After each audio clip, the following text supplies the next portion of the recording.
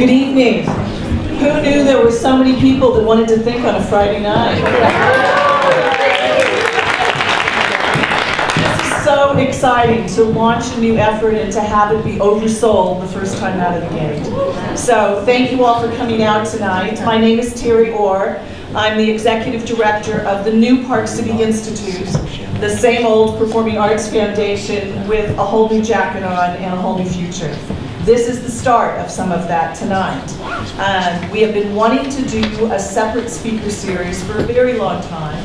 Since we opened in '98, we've always had an author, a speaker, a somebody thrown into the series of performances, but we never had the time, the talent, the resources to make this happen. I was so fortunate this summer when I was debating about how to make all this happen to meet Sharon Anderson and Sharon Anderson Morris, the full name, who is the Executive Director of Strategic News Service and puts on a conference for the past 12 years called FIRE, Future in Review, where some of the smartest people in the world come and talk about how their technology, how their inventions, how their thoughts are going to change and influence the economy, politics, and maybe which horse you bet on. I don't know all the things that they do, but pretty amazing stuff. So I want to welcome to the stage Sharon Anderson Morris and our speaker tonight, Mark Anderson.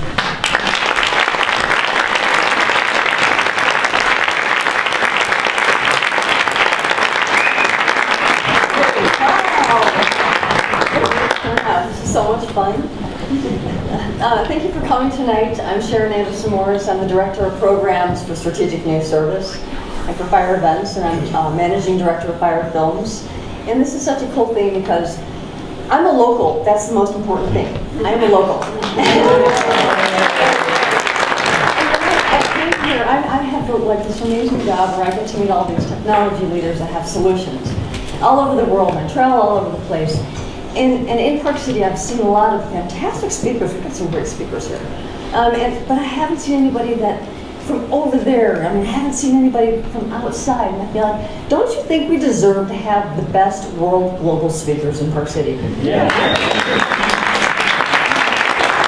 So thank you to Terry. And here we have this perfect situation where we're delighted to start the speaker series, and we're going to bring those speakers to you. We're going to be bringing speakers who know all about the world, who have solutions with technology, who can actually help us think about how we can contribute to the world. And we're starting it tonight, and I've got goosebumps because I just couldn't wait for tonight to happen. So tonight, I'm thrilled to introduce somebody that's very special. This is Mark Anderson, and I think many of you may have heard of him, known of him, read of him. He's going to be talking about ideas into actions, the joys of finding planet-scale solutions. And this list is long, so bear with me because the credentials are quite high. Have you heard him on the radio? Have you read about him in the paper? I think Terry's done a great job. Like every time I turn around, there's Mark Anderson's face. And tonight, he's the CEO and founder of Strategic News Service and the Global Report, which is read by people like Elon Musk, Bill Gates, Michael Dell, Paul Allen. Fortune magazine calls the Global Report, which he writes, the best technology report without a doubt in the world. He's the founding chair of the Future in Review conferences. Every year we put on a conference called FIRE, and this is the 12th year coming up in May. We bring technology leaders to address global challenges and create solutions. It's not about talk, it's about action.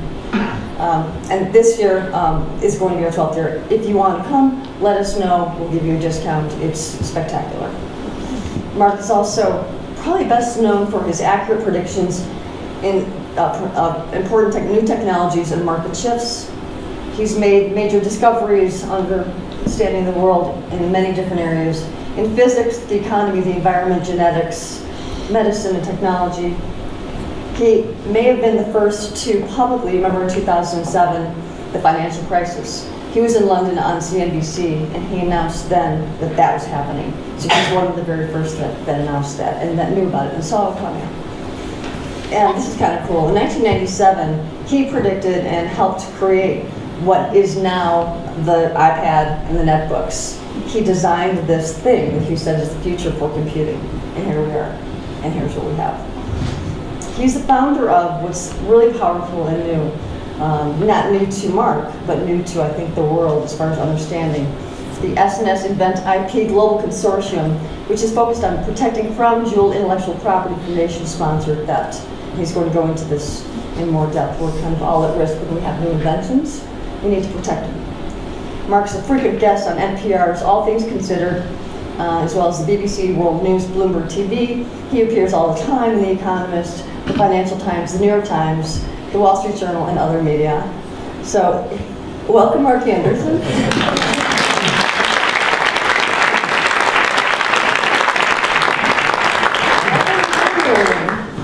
Which is really weird. It is really strange. But it'll be fun. It'll be a lot of fun. Do you start? Yeah, I'm just have a seat. Be comfortable. You okay? I'm good. Some water? I'll get one. So tonight we're going to be talking about what's behind ideas and actions.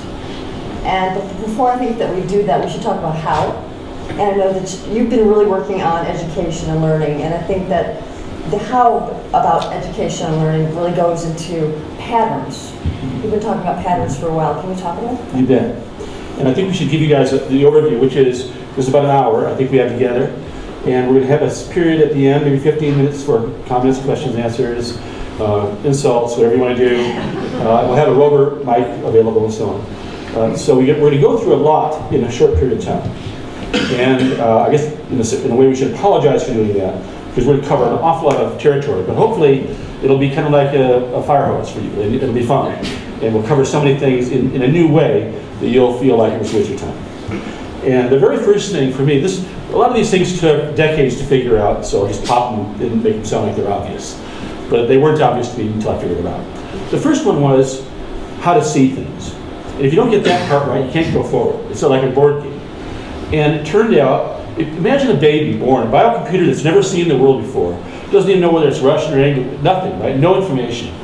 And then it sees a leaf. Finally, like the eyes are working, the brain's kind of real, and there's a leaf. And imagine you, at the age of 1 or whatever, look at that leaf, you see every part of it. Every single aspect. Because you don't know it's a leaf. There's no such thing as a leaf. And you look at what the shape is, what the colors are, the whole thing. It takes you 20 minutes to figure out what it is. And you never did figure it out. And the next time you see one, you do it again. Well, as we get older, we start creating frames, called frames in neuroscience, to make things simpler and more efficient. So by the time you're older, say you're 15, you don't see leaves anymore. Now you drive by a forest, and you see a forest that happens to have 10 million leaves in it. So what? Who cares? Saw that yesterday. That's great in terms of being efficient. It's horrible in terms of seeing what is real. And it's not just true for leaves, it's true for anything. It could be how you were raised, it could be nutritional problems you've got, it could be anger management, it could be what religion you belong to, it could be anything about political parties you belong. Make a list. These all become frames. And so if you really want to see the world, the actual world, which, by the way, when you're making predictions and you actually rate yourself publicly, you have to do that, or you get things wrong. That's the real test. Then, to get them right, you have to drop all those frames. And that if you don't do that, you can't see what's around you in any way. And so that's the first step, is doing that. I hope if you don't take anything else out of this evening but that, you do take that. Because that one recognition that you have to be able mentally to drop all the frames that are so helpful to you on a day-to-day basis, but which are so tough on you in terms of really, really seeing. So that lets you actually get what I call the right idea. People kind of minimize ideas these days. It's like passion matters more than ideas. I don't agree with that. I think Einstein thought that the right idea really mattered. And in real life, the right idea still does matter. The wrong idea, no matter who you are, isn't really a great idea. So how do you get whatever the right idea might be? And basically how you get it has to do with, once you've dropped those frames, you look at the patterns of the world that you're now seeing clearly, and you try to find something useful out of all those patterns. And there are an infinite number of patterns. Our brains are very, very good at that, but not unless our brains are allowed to see things clearly. So that's kind of the first step in all this stuff, whether it's lifelong education or any other part of education. So let's go on to education. Yeah. Everyone says that K-12 education is broken. Yeah, yeah. And you claim that you have the solution for that. One solution. What's the solution? What's the one solution that you have for that? So about 15 years ago, you probably would all agree, a really huge problem for America going forward, maybe for the world going forward, was the American education system, particularly K-12, not really functioning. And we're watching more and more countries get ahead of us in math and stuff. But what's wrong? What's holding us back? And it occurred to me that we were still using the Webster system from 18 whatever, and that was just the wrong thing for the 21st century, or the 20th century. And how do you break out of it? It's very tough. I think that the U.S. education system has the characteristics, all the characteristics of an immune system. It's probably the most effective social immune system in America. It does not want to be changed. And every time you try to move something, everything blows up. Everyone gets mad. So a little tough. But if you were to change, what would you do? And I'm going to suggest this thing, and it's not a surprise, but it's not because I like technology. I actually, in many ways, dislike technology. But it turned out, after looking at this for a while, that the real answer was to set kids free and to let them be able to learn as fast as they were able to. Today, in a normal schoolroom, the teacher has to be the know-all person, and no one is. And then the students have to all learn at the same speed, which is ridiculous. They obviously don't do that. And they have to all learn in the same way, which is obviously not true. Some are kinetic learners, some learn by colors, some learn by words, we all know this. So we need to cut them loose and let them be themselves and go at their own speeds and increase the things which help them to go faster. And the way to do that, it turned out, was what's called one-to-one. So if we've spent all this time digitizing the knowledge of the world, does it make sense, the question occurred to me, to put children in touch with that? Well, it's like, duh, yeah, it does. Of course it does. So how? How do you do that? Do you have a teacher interpret it all? Interpretation is good, but that's not the best thing. The best thing is let kids do just what we just talked about. Look at the patterns of reality and come up with their own understanding of it, and have the teacher be the person who is helping the interpretation of that. But give them the fire hose directly.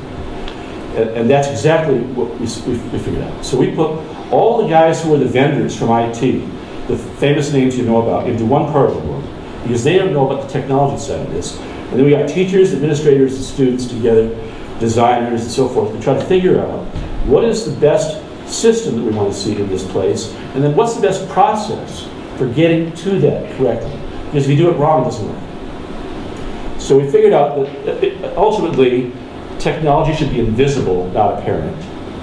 And if you do it right, teachers have about 4 or 5x more private time per student.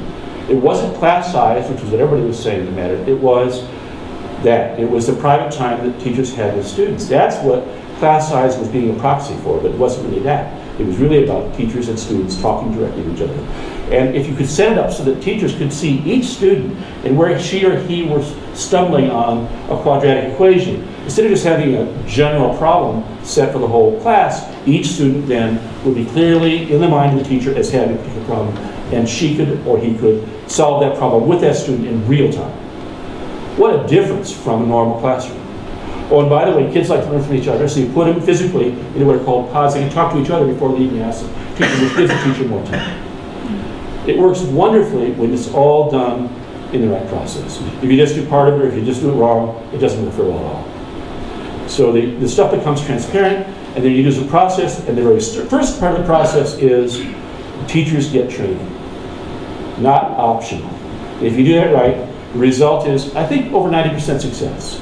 And you get these huge jumps in reading and writing with the kids, and you get these long-term jumps in math and physics, things like that. And you get another thing which we had guessed at, didn't know, which we call super learners. Kids allowed to run free at their own speed, if they're interested in music or physics, can do something twice as fast as the other kids. Not a big surprise. If you let them do that, they'll be 2 grades ahead in no time. And that's exactly what happens. We need to have that kind of education in this century. So, next topic, next challenge. Yeah. Healthcare. Healthcare is broken. You think? And, I think most of us think that it might be broken. I've heard that people think that it's broken. And what do you think we should do to fix it? So there are a lot of ways to fix healthcare. When someone who's outside of the business looks at it, sometimes that's a better way of being objective than somebody who's deep into it. And we took some looks at it as though you were a systems architect, for instance, at Microsoft. You have some very smart friends who do these things. If you were a systems architect at Microsoft, here's what you would see when you look at the American healthcare system. There are 3 boxes. There's always 3 boxes. One box is inputs, one box is your body, and one box is outputs. Well, the outputs part we've got nailed. We know all about your body temperature, your blood work. Make a list. We've got it all, your analysis, everything. Inside your body, pretty good. We've got your genome now. We get more and more information, a lot of information about how the body goes wrong, what a disease is. And then there's this other box called inputs. 0. We have nothing. Literally nothing. Nothing in American modern medicine has anything to do with knowledge from that box. So when you have a problem, your doctor will not tell you anything about that box. He or she won't tell you to eat something different or to adjust, these minerals. They just give you a pill, generally. And one reason is because they don't have the data. Nobody has ever sat down, took a little while, to look at a biochemical definition of what are you eating right now. What have you eaten and what have you drunk and what have you breathed for the last 2 to 4 weeks? If I were your doctor, I should know. You should know too. But there's no way to find out today. So we thought, let's invent a new field of medicine called nutritional microanalysis. There ought to be a way to do this. It'll be a long project. It's going to start with research. We'll probably have our cameras. You'll sit down to dinner, take a picture, put it back. And there'll be a huge tech thing behind it where there's a database that knows that's mashed potatoes, that's steak, and so on. And at first it'll be very rudimentary, but it'll be better than what's on the labels in the store. And then after a while, it'll even know that's organic or not organic. It might know where you live, what you're likely to be eating or drinking in the water. All kind of stuff can be added in over 20 years. But the early stuff is the easy stuff, and that'll be 90% of the work right there. And very quickly, over say a few years, we could build a beautiful database nationwide of those things. And it would be personal. You'd have your own. Just like having a Fitbit and doing your walking every day. So not bad. And we think that the result of this would be, you could link them back up to those other 2 boxes. Your doctor and you together as a pair can look at your genome, can look at your medical condition, can look at your health status, and connect the dots with all that now has been learned about what happens to people if they only eat mashed potatoes all day long. What happens if they only eat whatever they eat? And it turns out a lot of things happen. And now you can connect to disease and to health in a way which was never available before. And of course, the meaningful thing for treatment is then your doctor could say, well, given what I know about what you're eating, may I suggest a little spinach or some broccoli for you, whatever it is. You broke your arm, maybe you should be eating a lot of calcium this week. These things sound so obvious. I had a friend once who had a horrible car accident. He lost the sight of his eye. All he needed was tryptophan. But he didn't know that, and his doctor didn't know, because his brain was trying to recreate nerve cells, and it required a lot of tryptophan. So he couldn't sleep, because that was a precursor to sleep, too. His doctor should have known that. I was a biochemist, so I know it, so I told him that. And soon enough, he got his eye back, he got his vision back. These are things that our doctor should do for us. So really obvious, new kind of medicine, and we call it NM, so nutritional microanalysis. I hope you hear more about it. We've got a new advisory board just launched with really smart people on it, and it'll be a big, long project. And as a matter of fact, Larry Smart will be with us during the speaker series. That's right, Larry's one of our advisors. Yeah. As is Lee Hood, who runs the Systems Biology Institute, the guy who invented the genome machines, all the machinery for reading genomes. Anyway, talk about Larry? No. Well, you can talk about Larry. No, you can talk. I'll talk about Larry. I think you should talk about it. Well, so Larry Smart is a brilliant friend of ours. He does all these crazy things, and every year he comes up to my house, and we spend a couple of days, and it's usually about midnight when something important happens. Right? And I won't tell you whether we're eating or drinking is different from normal, but it's probably Seminole Scotch. And about midnight, Larry said to me 2 years ago, I got something I want to show you. He pulled out his laptop. He had 10 years of information about his health. He had something like 100 variables that he had been tracking for 10 years, quarter to quarter, all charted out, that no one had ever seen before. What is this, Larry? And so we talked more and more about it, and he showed me what he had seen, what he had learned, and things that looked weird to him, how he'd gotten about getting a doctor to do this for him, where the blood work was done, all these details. And finally, when we were all done, I said, you have to come to fire and get on stage and tell people what you did. Show them what you just showed me. And he did. So you probably, if you've heard of him, you've heard of him because he's now been on the cover of Atlantic Monthly and the New York Times Magazine. He's pretty famous as a real hero in the world of quantified self, or quantified health, whatever you call it. But the basic idea is so simple. It is, we need to move out of the time when we depend upon our doctors after it was too late, after there was a symptom of some kind, to tell us what the symptom was about and how to fix it. We have to really understand medicine completely and have it be our own responsibility. What's our body doing? What's happening? And if we do that, we'll bring this to our doctors and they'll actually learn from us, basically. They will learn more about our individual problems from us than they know from reading the Word. And Larry's now kind of a pioneer in doing this. So it turns out that there are more and more stories, and you probably read them if you haven't already, about individuals who have gone down this path. And I think this is going to be a mainstream event. This isn't going to be just a few crazy geeks who are bored, or too much time. This is going to be a lot of people in this room figuring out that you can use your watch or your phone or something to learn an awful lot about your own health. And it's an amazing thing, and the more you learn, the more interesting it gets. I don't know, I think we have, Nasir, are you here? Yeah. Is he here, Nasir? We have Nasir Marouche here. Yeah. Who's a local hero. Stand up for me. Yeah. Nasir was And Nasir is from Karma at the University of Utah.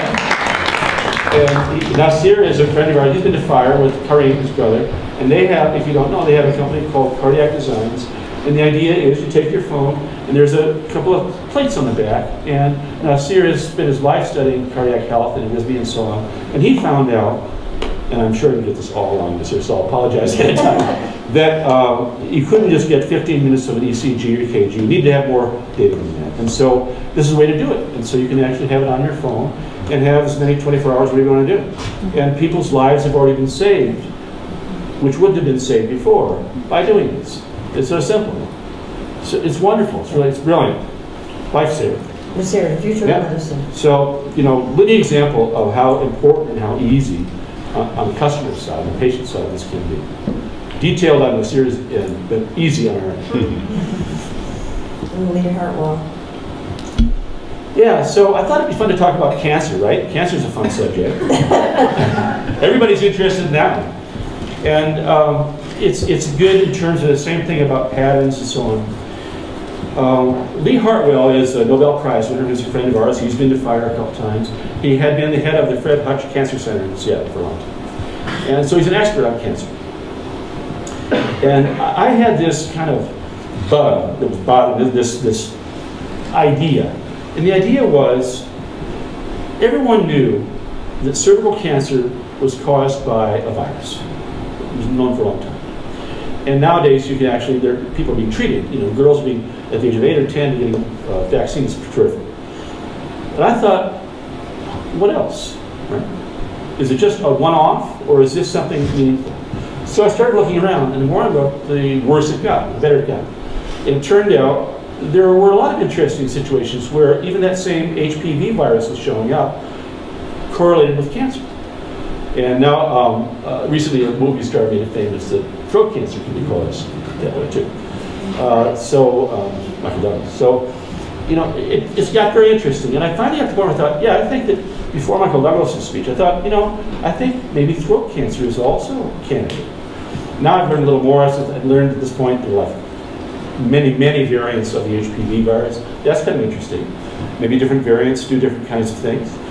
And then Kai Hong, who was a famous guy who was running MD Anderson Cancer Center, published the first paper and announced that in fact, that was true. Throat cancer can be caused by HPV. Well, then you ask yourself, how much more there is this sort? So I made a bet with Lee. My first bet was, I thought that half of all cancers were caused by viruses. And Lee said, no way, a third. I will take a third, but so that was our bet. And then time went by, I think 2 years, he came back to fire again. And I said, okay, I want to redo the bet. I think it's more than half. He said, well, I'll go to half. So he upped his bet from a third to a half. And I went to about 60, 2/3. So I'm I'm there now. I'm at 2/3 and he's at a half. But it's definitely this bet is going in my direction. And I'm telling you this because a lot of people don't have this understanding right now. We still think of cancer as being caused by something else. And I think what we're going to find out eventually is there may be a lot of enablers, chemicals in your food, make a list, bad things you breathe. But aside from the enablers, there probably also is a story about a virus in that story. So that if you have this virus, you're going to get it. Maybe you always have it, and your immune system gets weak, then it takes over. But there will be a virus in that story, in my opinion, in about 2/3 of the stories. And maybe it's just half. So would that be detectable? And I guess the question is, wouldn't it be nice if all you had to do was have a vaccine and solve the whole problem? That would be pretty good. So I think we can do that. Okay, let's go on to the economy. It was interesting because Mark was one of either the one or one of the very few people who, in 2007, he announced that we were having a global financial crisis and we were in London. I was with you in the car. Yeah. And he announced it publicly, and it was a really big step for you to do that. How did you do that? And does this mean that people that are great in economics, I mean, is that a broken system where we really can't be great economists now, like these kinds of things, or do you have some magic potion? It was magic. I figured this thing out. I was going to go to CNBC Power Lunch for an interview about Apple Computer, and I was literally in the cab with the PR person on the way to this thing when I suddenly figured this all out. It had bothered me. And I thought, oh my gosh, you can't talk about that at how. So, but I did. And it totally unnerved my interviewer on CNBC. I'm not going to go into all the details of this because there are a lot of details to it. But what I realized that nobody quite figured out at the time was the world has a lot of money floating around every night. It's called global liquidity. I call it hot money. And I came to the conclusion, I had learned two things. One was that hot money mattered. How much money there is floating around was really important. Before that, I learned something even more important. That was, people don't tell the truth on their balance sheets. I'm going to shock you about this. But, it's true. And Wall Street looks at balance sheets. Analysts, generally, good ones go beyond that, but they all look at the balance sheets. Well, they're full of hooey. So if you base your entire world financial operation on balance sheet understanding, you're going to get it wrong. And normally it's just you try to figure, well, that's white noise or something, it'll all even out somehow. Well, not necessarily. So I got to the point where I thought, it's not really about the sheets, it's about the flows. Instead of the static sheet business, if you could actually look at the flow of things, that you can't lie about that. 10 apples go from Washington to China, they went. If the renminbi come back to Washington, they did. There's no two ways about it. It's absolute. So having an understanding of the economy based on flows instead of on static things was the answer to me. And so when I started seeing, I'll tell you the one thing that really set off the London thing. That was on February 26th of that year, 2007. You have to check the charts. All of the global equity markets worldwide suddenly went junk. Not a lot, maybe 3%, 4%, but that's a lot. It would be like the oceans of the world all dropping at the same time by a foot with no reason. There was no reason. There was no headline, there was no war, nobody dropped a nuclear weapon, nothing happened. And I thought, that's really weird. So in terms of patterns, that was a bad pattern. Sometimes this pattern's broken instead of patterns kept. And then it went back. That was even weirder. 2 days later, 3 days went back. No one makes a peep.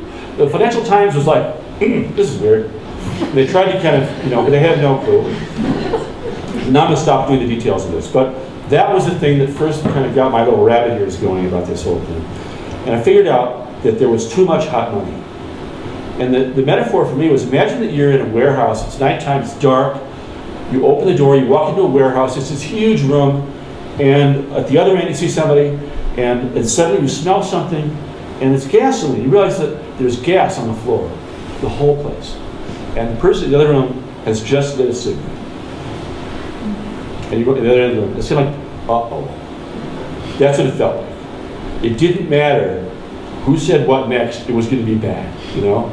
It didn't matter which little thing happened in the world, because there was too much hot money out there. All these asset bubbles with real estate in London, real estate in Spain, real estate in America. All the guys that say, I predicted, someone predicted the crash because real estate values were going up. That wasn't the cause, that was the symptom. And that wasn't just happening here, that was happening all around the world. And that wasn't the only kind of bubble. So it was really caused by, in my opinion, by too much hot money. And in fact, it was hard to get the numbers at the time. I got the numbers much later. We doubled the hot money in 5 years from 36 trillion to 72 trillion dollars. Which until then, it took all of time to get to 36. And it took 5 years to get to 72. So there was a huge amount of, much too much, hot money out there looking for a home every night. What do? Buy a flat in London? Equities in America? What? Literally looking for a home. So that created a problem that became the crash. And that was, I was able to kind of take that understanding to this poor woman at CNBC. We thought we were talking about Apple. I said, oh, by the way, I think there's going to be this huge crash coming up. She was terrified. So this isn't on I think we're stopping. So when you see this happen again, how much lead time is there, do you think, that she predicts something like this? Timing is the hardest part of a prediction. A good prediction has timing in it, amount, some kind of number, and quality of what it is. And the timing is easily the hardest part. So many variables. Do you mean coming forward? Yeah. Here's Don't you want to know? Yeah. Is this important? Yes. Unfortunately, the leaders of the world's banks don't have the same understanding of this that we now have. So their response, for a variety of reasons, has been to print money. It's just the opposite of what they should have been doing. If you knew that it was too much hot money to begin with, the last thing you do would be for everyone to turn to the penny presses at once. But that's what they did. So that's the world we live in right now. And everyone's afraid, it's a poker game, they're all afraid to back out first. They all know that they should, but who's going to go? You saw the Fed chicken out twice so far, so hard to do. And my guess is there will be something. We've been years doing this now. There'll be something. It'll be a recognition, perhaps, that China is actually going to stumble. It could be a war. It'll be something that is a little bit confusing in terms of why it would have such a big impact, but it will have a big impact because the real problem will be this one. And like, in terms of timing, I don't know, under 3 years. Wow. So let's talk about ecology. Ecology is a serious problem. Ecology is a serious problem. And Mark started out as a marine biologist out of Stanford, studying whales. Started the first whale museum in the world, I believe. The first research-based whale museum. Research-based whale museum in the world.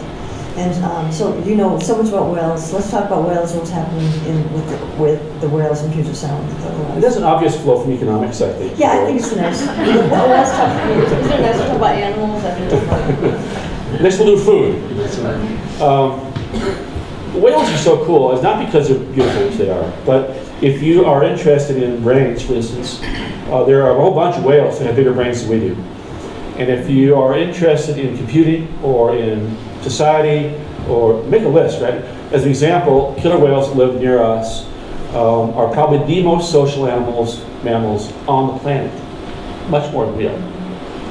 When you're an orca, when you're a killer whale, you're born into a pod. That's it. That's it. That's your family. You're never leaving. Wow. And the pods aren't that big. So, that's very social. Oh, and by the way, you don't sleep. So, add in another third of the time, whatever. It's just kind of fascinating the more you learn about these animals. And someday we'll figure out, actually we have some friends who are working on this now, but we'll figure out enough about how they communicate to have some sense better than we do now of what those brains are for. But right now, it's kind of like a desperate action as far as I'm concerned. We have these animals that live near where I am, Puget Sound, They're the only killer whales. The killer whales are the top predators in the ocean. 3/4 of the planet is ocean, so take it from there. And the only resident whales in the world that are killer whales are near us. They're kind of from us up to Alaska, 2 different groups, northern and southern. And they're dwindling. And they crashed about 1996. And we saw the crash coming and actually tried to warn the science community, and they were like not interested, you know, negatively interested. And we thought, well, if there's really a crash coming, we saw some symptoms. Look, there were patterns that were being broken. For instance, these whales never eat seals. They started to eat one very good account, eating a seal. They had the wrong shape to their back. It's called a peanut shape. They were consuming their own blubber. They were starving. No one had ever seen this before. So we said, try to figure this out. Not interested. So we started Orca Relief, kind of tongue-in-cheek because the crash hadn't happened yet. The Orca Relief Foundation. Yeah, it's a foundation. And the idea was, okay, relief from what? If there hasn't been a crash yet. But if the crash is coming, and then you'll understand why we got the name. And so we founded Orca Relief, and sure enough, the crash happened. We lost almost 20% of the population in the next 5 years. And now we're still at it. It's been a long time. With a lot of other groups, we've had the luck of having the federal government change the laws about some of the things around the whales. A lot of people working on getting more fish together, which is the main thing, more Chinook salmon. And we kind of figured out, with a lot of help from the University of Washington, raised money, got science going. No one had ever done science on this. Figured out what was killing them. And I'll tell you in one sentence. When the salmon count is low, the presence of commercial whale watch boats, or any motorized craft, has the effect of increasing their need for food and decreasing their ability to get it. The result is they begin to starve, they pull down their blubber, which is full of toxins, and then they die. Done. Isn't that news to everybody? Whale watch boats. Yeah, because it's such a great thing. Whale watching is great.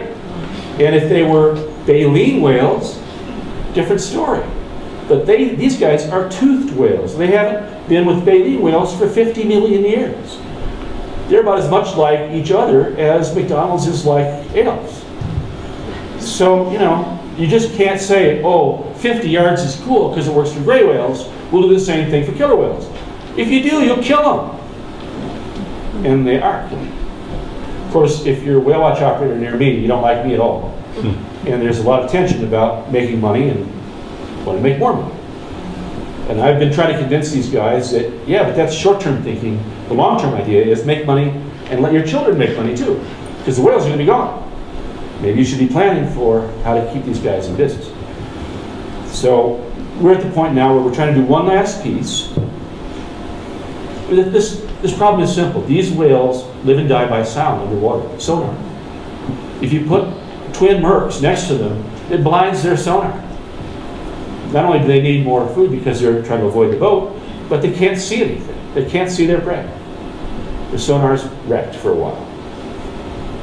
So we need to have a place, we call it a whale protection zone on the west side of our island, where they can come and be free from that kind of disturbance and actually eat fish. It's so simple. So that's our current project. I hope it works, because if it works, it's really weird in the world where you can do something and actually have it win and have it like not just, you know, be incrementally important. I think we'll just solve the whole problem. And the whale watch people could keep whale watching forever, and they could keep, you know, just give them this one place, this one little room, big ocean out there, and by doing that, we save the whales, right? So corny, but it's a really big deal, and so we think it's doable, and that's our project. You'll see it on Facebook soon. You know, that's what we're working on, and sign the petition. I think we're also becoming more and more as a global community about the importance of whales and how smart they are. I mean, they were here first, but Blackfish has come out. Has anybody seen Blackfish? Yeah, it's a pretty powerful movie, and that's really making a lot of change, I think, as far as how we regard whales. It's done a lot of good for. The ironic part of Blackfish, which we think is a great movie, is that at the very end, if you've seen the film, these people who had been trainers at SeaWorld, who realized the error of their ways, the very last scene is they're running around in my backyard in a whale watch boat, killing the whales. But they don't know it. So that's the struggle we've got. Part of what we have in our organization is Hellfire Films, where we find world-changing documentaries and bring them to the world's attention. I think Blackfish is really definitely one of those that we're promoting and trying to show. Yeah. So on to different things a little bit lighter. You come up with some pretty cool tools to help people visualize the global challenges and solutions. Can you talk about Earth 2? Yeah, sure. And this isn't something that I've just pushed along the ball. This has been around forever as an idea. But I remember when I got my part of the idea, I was at a reception in Silicon Valley talking to somebody, and suddenly it was like clear as day. If you really wanted to have people understand and be able to work with the problems of the environment, the world, whether it doesn't matter, anything, they had to see it. You had to have a planet, a visualization that they could see. Because people have to see things. It's got to be graphic. It's got to be in front of them. We're visual creatures. And so we called it Earth 2.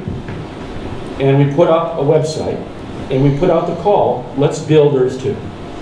And the idea was we would take data of every university, every nonprofit, everybody you could find, and make layers of data. And you could look at the planet in real time. Now, the ultimate, no one's achieved the ultimate here yet. We've gotten close. Which is, it isn't a drawing or a rendering. It really is the Earth. And this is doable. And as a matter of fact, Al Gore tried to do this and he was blocked, but he actually got a satellite called Ariana built, sitting in the garage someplace right now. And the idea was to put it between the Earth and the Sun, at a midpoint where we'll just sit there and turn back toward the Earth, let the Earth spin, and we would all be able to watch the planet in real time. So maybe that'll happen sometime.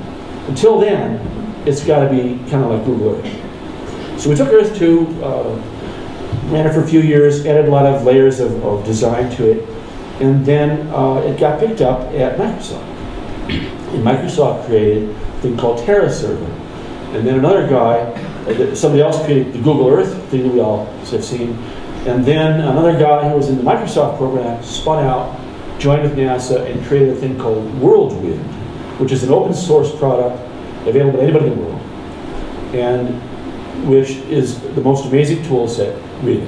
So it allows anybody in this room who wants to take any kind of data and put it into the Earth with other people. So you can use it for your own company or your own government group, or you can share it with others. It's a really amazing platform. And we've been lucky enough to be part of that.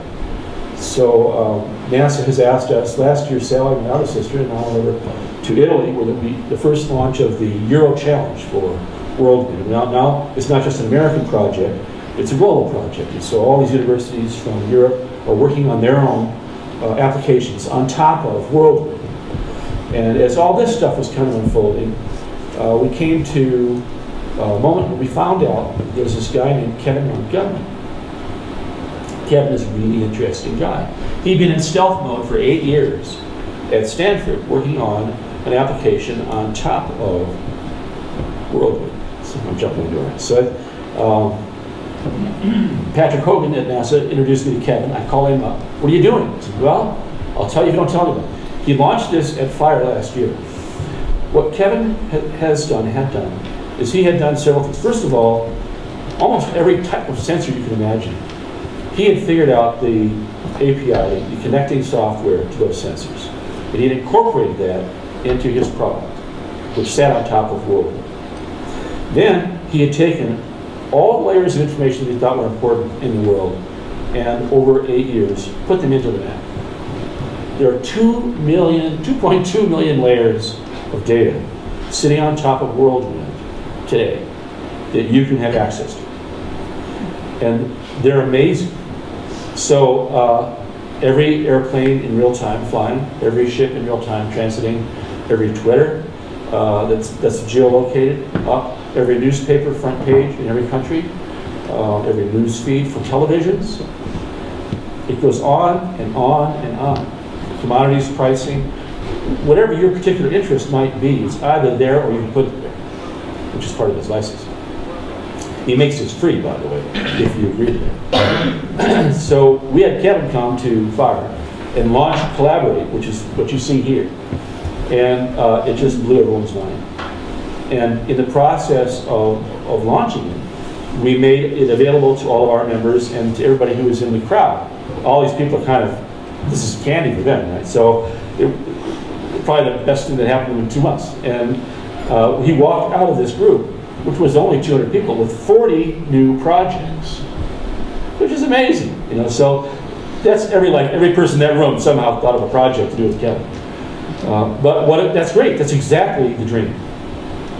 So when you look at this picture, imagine that the test that he did to see if it worked was he went to Kauai and gave a free copy to Kauai and let them build their emergency services on top of that. So every truck, every worker, make a list of things, right? And they loved it. It's okay, we're done. That's pilot, we're doing pilot 2. And now we're doing pilot 2, which is 40 people, groups out of fire. But if you want to understand how the world works, this is it. You can put weather, you can put climate, you can put sea change, you can put temperatures, anything you think matters, put it up. And you can see the interaction of that with other things. You can write software on top of this that does that. Don't you want to see asteroids? I want to see the asteroid whirlwind map.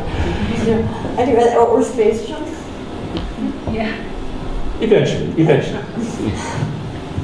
So anyway, that's Collaborate, and we think that that's probably the most important tool set available, at least we know of, for understanding stuff like how the world works. When you say the hip bone's connected to the thigh bone, show me.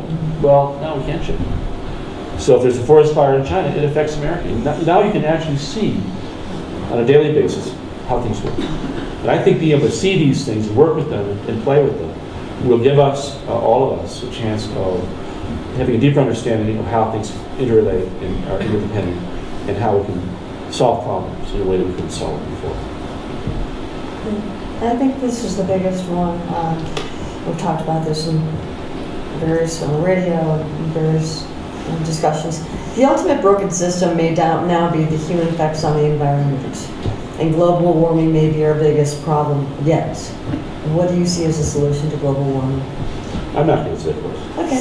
No, I will, but I realized I think we left something out. Did we? Yeah, wildfires. Well, I wasn't on there.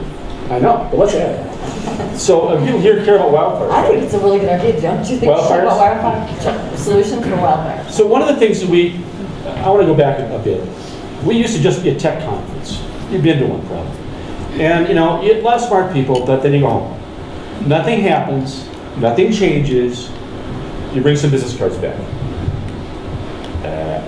And so we had a guy, Bob Hormats, who you might have heard of. He's the undersecretary for the economy, agriculture, and energy. Brilliant man, used to be at Goldman Sachs. He's a really smart guy. He came and talked with us.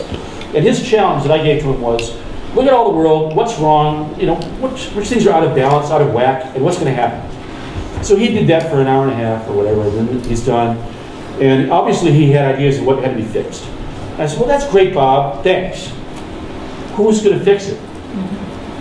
And without a thought, he said, it's not going to be Washington, D.C., where he works now. This is before he worked there. And I said, okay, I believe that. So who's going to do it? And again, without hardly a hesitation, he said, you are. And I thought, oh no. Is he serious? It was maybe he was just playing for, what a cute line. But that's not Bob. He wouldn't have done that. He was serious. He really meant it. And I thought, oh, goodness, this is horrible. This means we are the front line. We have to actually do this stuff. I want George to do it. I want somebody else to do it. Much easier to have somebody else. But he was right. We've all learned that now. If anybody was in doubt 10 years ago when this first happened, now we know. He was right. Bob was right. It's us. It's this town. It's the city. It's your neighborhood. It's your state. Maybe the federal government, but so, kind of scary. And one of the things that changed, because of Bob, really, we started doing things at Fire. And one of the things we do is we get all these We used to call it the CTO Roundup, which is a little corny. But we get like the smartest guys in the world who are chief technology officers for tech companies. We put them in on stage, basically, and we give them a problem they've never thought about. It's not a computer problem. That would be easy for them. We give them some huge social problem which is unsolvable. So one year we gave them urban wildfires because it's part of the story of global warming. And we had just been through, I think in San Diego, they just lost $2 billion in housing stocks. A big problem, huge problem. So in he goes, and we think, okay, let's put these guys on stage and give them a problem. Solve how to fight urban wildfires. Or prevent. Pardon? Or prevent. You said prevent. Yeah. Identify. Prevent, Well, identify, all those things. And so we actually have this online. If you're curious, we can show it to you. But the result was, they spent 3 days on this each time. 3 days. They give us a readout. There are judges who are real people. In this case, the top 2 fire guys and the county commissioner from LA County, from San Diego County. And they get judged, and then hopefully something happens. So in this case, kind of a fun ending. San Diego County now has adopted those techniques for fighting urban wildfires. Larry Smarr, whose name you've already heard, is part of this story because he has the Qualcomm Institute at UCSD. He's just received, I think, $100 million or something in conjunction with a whole bunch of people who are involved in this. And everything from NASA doing satellite viewing, drones, the university, the fire guys, the county guys, everybody together with a war room for fighting these things so that they can actually see the fire start, see through the smoke, know where the fire is, not lose any lives, get the trucks to the right place at the right time, and get the fire out. Within 5 minutes. Very good. Within 5 minutes. And it's such a cool integrated system that now Austin, Texas wants to borrow it or use it. Australia's asking, can they do the same? Of course they can. So it's a nice story because it really helps you realize you can make a difference. You can take some well-meaning people and get something done, and it might take 10 years, but it'll happen. So that's, I think it's for sharing this because here, you guys can do the same thing. So global Oh, warming. yeah, global warming, yeah. Oh, we're out of time. Now, this is a problem, right? Global warming, I like problems. And this is probably the biggest problem that humanity faces right now. And one reason it's a problem is because it's complicated. Another reason it's a problem is because of the political issues involved and who's on what side. So it's very likely, if going the way we're going, that we can talk this thing to death and still have a horrible experience and not fix it in time. That's the path we're on today. And so it turns out, like everything the human beings are involved in, if there's one group of people who are making a lot of money catching fish, they're not going to stop fishing unless someone makes it. Otherwise, they'll catch the last fish, I guarantee you. If it's logging, they'll cut down the last fish. That's just what we do. We're not good at resource management. And so instead of fighting over this issue and having Exxon spend a lot of money to convince everyone here that there's no such thing, when we all know that there is, and then having that fight for 10 years, like delay, deny, and dither, it's very well known. The cigarette companies did this first. So instead of having that battle, is there a different way to do this? So hold that thought. The problem is CO2 coming out of smokestacks. That's the easiest thing to attack, although it's tough. If it were just that, we would have solved it somehow, I think.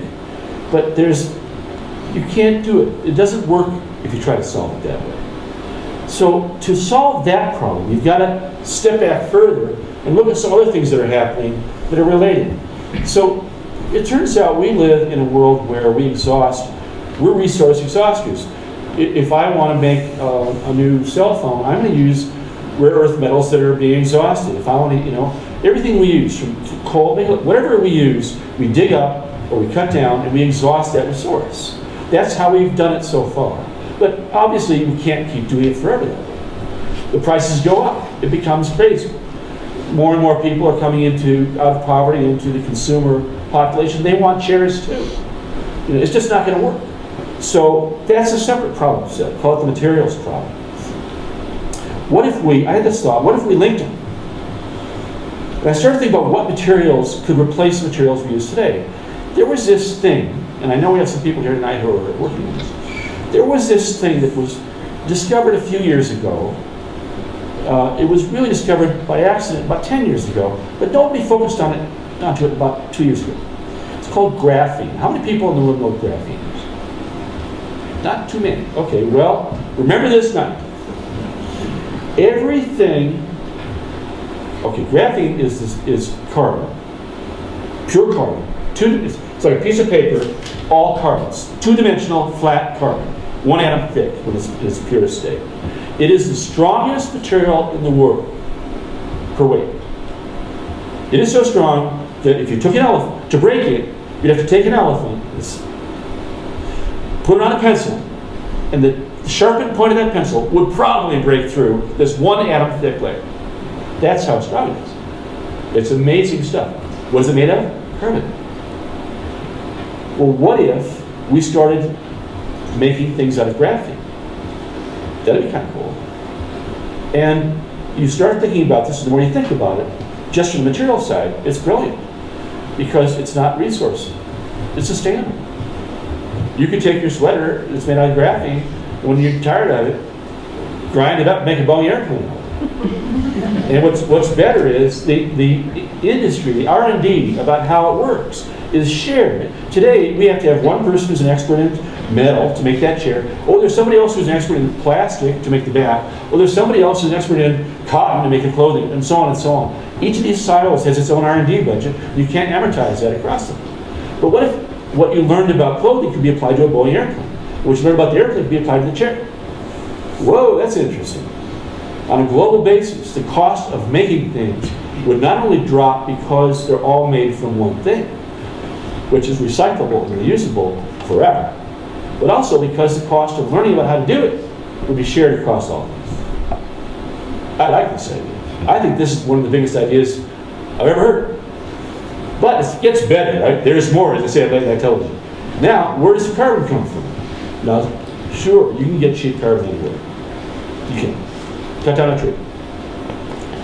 But if we were enlightened, and we had a huge problem over here, which was too much carbon, we might just say, let's take that carbon and put it in the graphene. That would work. It doesn't make sense economically tonight, but that's what governments are for. And in fact, since we published this idea, which we call twinning, where you would put a graphene plant next to every carbon-emitting coal plant, it turns out that UK is spending $500 million a year now on this project, and the EU is spending $1 billion. They started at $500 million and doubled it. So those two regions deeply understand how special this chemical is, this material is. So I think this is a winning idea. And you take all the carbon dioxide from all those plants and you put them into graphene. And you rush the project of how do we make, and I'm not kidding with this now, everything in this room can be made from graphene. Cement-like stuff, chairs, your clothing, your glasses, see-through stuff. You can vary the conductivity of it. You can make chips out of it. Whatever, make a list, you can make it. They make tennis rackets today, which is always the first thing they make with something new and strong. But, and cars. So BMW, there are a bunch of guys looking at things, Elon Musk. But pretty quickly it'll be everything. As the price comes down, it'll be more and more and more things. Well, we still have one more problem. And so there's this last bit. Everyone's heard of 3D printing, right? There's a problem with that idea. It's kind of like sexy, you read about it on the front page of Wired, but on another level, it's like, what? Who cares? It's really cool, but you print one thing at a time. So if you want to get antique car parts going, make a business out of it, this is a good thing, because you don't have to have a whole shelf full of old Ford door handles. You can just have one, and you can manufacture them yourself whenever they're needed. No inventory. That's great. Or you can make prototypes, which is the primary use today of 3D printing. But it's not likely, at least in the near term, you're going to be making GM cars with this. It's not very fast. And it's hard to do things because they're different parts. Some are metal, some are plastic, some are rubber. How do you do it? It's a big problem. What if everything were made of graphene? Well, that'd be interesting. Turns out that the easiest thing to make from carbon from that smokestack are little flakes of graphene. Not big sheets, little flakes. which are just the right size to go through a 3D printer. What if someone did that? Now, I checked this out 3 days ago. In the last 6 months, someone figured out the first half of this. They took carbon nanotubes, which is related to different material, and they chopped the heck out of them until they're nano sized, and they fed them through a 3D printer, and it worked. Okay, good. But this would be better. So kind of, start with that, go to this. And all of that put into one idea and call it the global trifecta. You take the carbon from polluting industries, you put it into a commercial good, you give an ownership position to the guys who own coal plants. Instead of fighting them, they fight for you to be allowed to do it. They make money from this instead of losing money. Everybody's happy. You can keep using coal, you can keep using oil if you want to. Off you go as hand in hand, China, America, everybody. You develop new technologies for making chairs and glasses and so forth. You build all this stuff out. You save the world the problem of exhausting all the resources. And at the very end, you have 3D printing out all this stuff in real time. I don't know if that's ever going to happen, but it would work. And now, for questions and answers. Yes. So,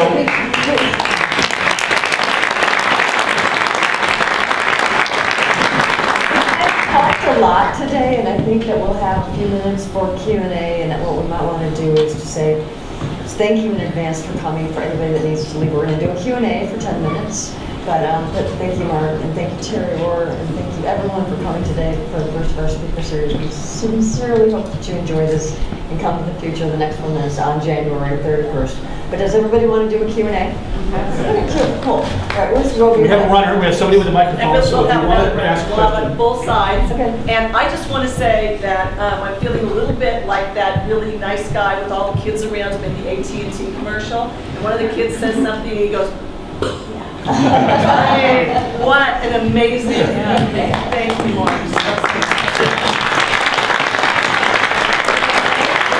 Right there, we'll have one mic on this side. Okay, let's see a hand. Okay, back in the back. Where's to start? I had a question about the currency, Bitcoin. Wait, let's get it. Let's get the mic so Yes. everybody can hear. This is like Donahue. my question is about Bitcoins, and I was wondering if you would share your thoughts on the future of the currency, Bitcoins. Isn't it fun? Everyone asks, we're at school at Eccles today, here, and I was talking to a class about finance, and one of the kids asked that same Is question. that your son? You both own Bitcoins. So it's theoretically fine and makes a lot of sense that the world might have any number of alternative currencies, not necessarily banked by a nation. In some ways, it's smart, because nations get all messed up with their own stories, and it screws up economics sometimes. However, there are some problems. You know how volatile Bitcoins are. There isn't really a good way of, I'll put this in a simple, Bitcoins today can be manipulated by someone with a lot of compute power, because that's how they're mined. And if you were a nation or some really bad people with a whole lot of money, you could do that. And there are ways of spoofing the system and holding back hits, forcing people into false time working on mining those with dead ends if you've already been there. All kinds of games you play. That's not necessarily the kind of thing you want to have underlying currency. So the volatility isn't simply a problem. It might be a fatal problem. And it's possible that with all the problems we've seen since World War II with currencies, Bitcoins can be a real disaster. So I think it's great in terms of having fun and as a test case for a universal currency, and maybe it's just the first of many that'll be increasingly better. But my guess is there'll have to be some kind of better strategy for how they are created, how many are there, and so forth than we have now. Because what we have right now is too easy to get. When you first started to talk about K-12 education, the first thing that crossed my mind was the Khan Academy. I'm a student at the Khan Academy. It is unbelievably neat. Yeah. And it's being used in California right now Right. for 5th and 7th graders in math. It is a wonderful way to learn. Yes, And it's the same thing as you're talking about. Are you Yes. familiar with that? absolutely, so, yeah. And you couldn't do it if kids couldn't see it. That's right. Yeah. They have to have devices to see it. That's right. And they can learn at their own speed and. Yes. They can go as fast as they want to. That's right. It's fantastic. And it's just one of a million examples. So it's a great example. It gets a lot of press. But there are so many things that are available that are true, and more every day, that are truly wonderful. You know, when you imagine teaching chemistry, right? I took chemistry. You know, you have these cards, you're trying to memorize stuff. It's hard, it's boring. But what if you really had a 3D thing on your screen in color showing you H2O and NaCl and things happening? You know, like, wow, that would be so cool. And what happens with kids is most teachers agree that the main thing in a kid, if you want to measure success, the word you're going to use is engagement. And the best, if you test kids who are in a one-to-one school, every teacher says the same thing, engagement was up. And the funniest thing about the teachers in this story is they are the front line of defense against heavy technology. So they hate the idea. 201 almost. They are, 6 months later, they are the champions for technology. They love it. It's just getting over this hump of something different. Hi, Mark. It's great to have you back in Utah. Greg Ellis. Greg Ellis. Hey, how are you? Great. I'm in Tokyo every 3 weeks in my office. There's an open talk among my Japanese business partners about a threat of actual shooting war in China next year. What are your thoughts? Did everybody hear that? Yeah. Over the I read tonight, this afternoon, that there was already there was an event between a U.S. warship and a Chinese warship, where the U.S. ship had to change. There was no detail, and probably intentionally, but the U.S. ship had to change course, or there would have been a collision. I thought we're waiting. That would have been 3 months from now. I was waiting for the airplanes to collide. The people who say that China's assertiveness or aggression in stating the zone without any consultation and overlapping other territories and requiring things that are not normally required in terms of control of the aircraft as a territorial claim, not just an ADIZ. Their worry is usually stated as something could happen by accident. It's a bad idea simply because accidents happen. And that's typically how wars get started. What they want to call it the Gulf of Tonkin incident, which apparently didn't happen, but you know, that kind of stuff does happen. So we had one of those yesterday. Oops. I think we have a really big issue in Beijing, which has to do with the conversation between the military and the party. And I'm worried that Xi Jinping, if you go back and check him out, the day he became leader, the first thing he did was he went to a military base and made a speech. That's not a good sign.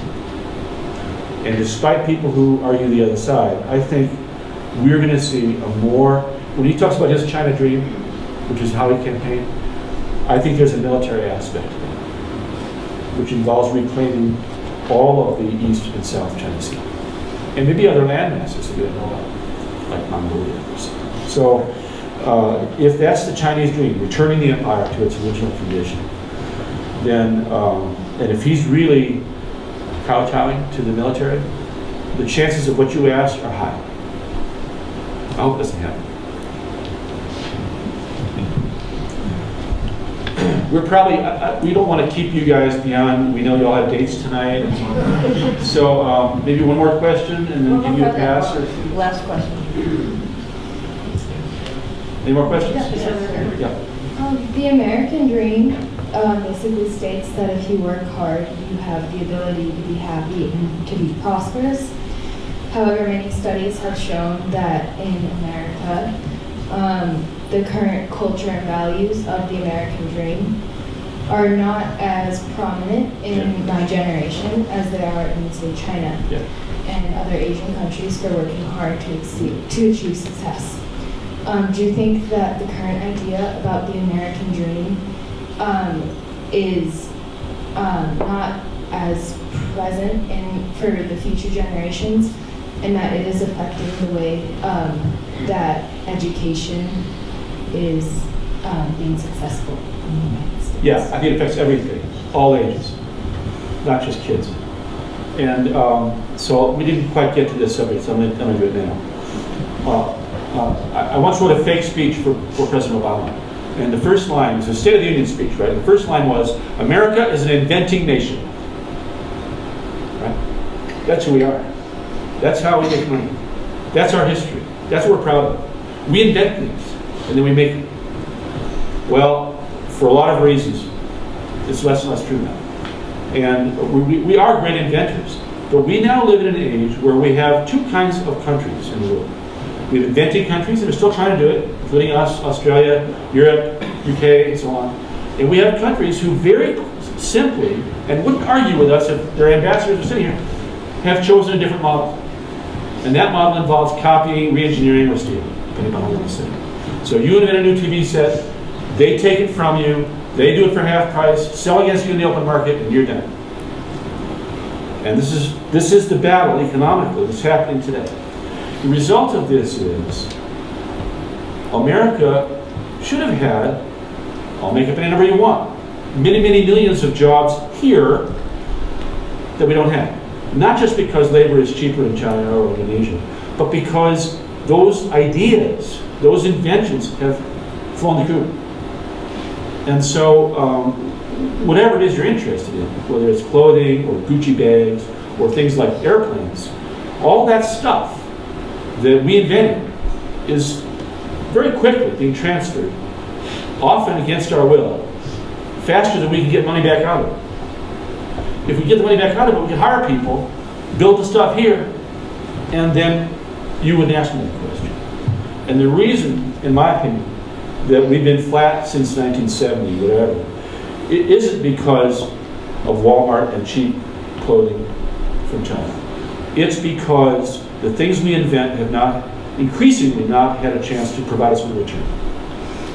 And so we turn moribund in terms of the dream, because we can't, it's about money, there isn't enough money because we can't make those things here. They're being made, copies are being made somewhere else. We're watching whole industries being wiped out, like telecom equipment. The most strategic business in my world, in the tech world, telecom equipment, gone. Because one state-sponsored company in China called Huawei has wiped them all out. So this isn't good. And there are a lot of people. Nortel, most exciting company in Canada, it's gone. Thanks to what I'm talking about. So I don't think it's a subtle problem. It's a problem of retaining control over what we invent. And if we get good at that, that'll solve it. So I just hope that we learn that lesson quickly and become really good. We're already good at inventing. Now we have to become good at defending what we invent. Well, so I think Wow, what a way to end.